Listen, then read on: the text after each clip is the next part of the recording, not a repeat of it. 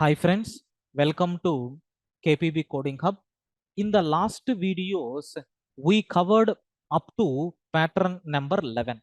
Now in today's session, we are going to discuss pattern number 12. So what is this 12th pattern?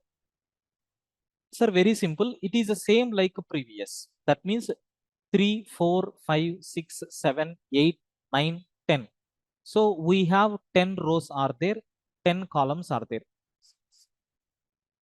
So, but in the previous example, we filled upper triangular and we have left lower triangular as an empty.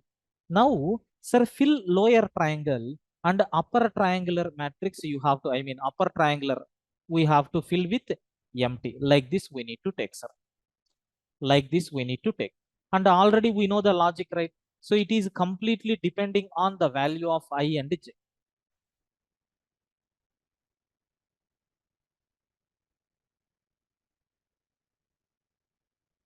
So like this we have to print. So now in previous example, we have filled upper triangular.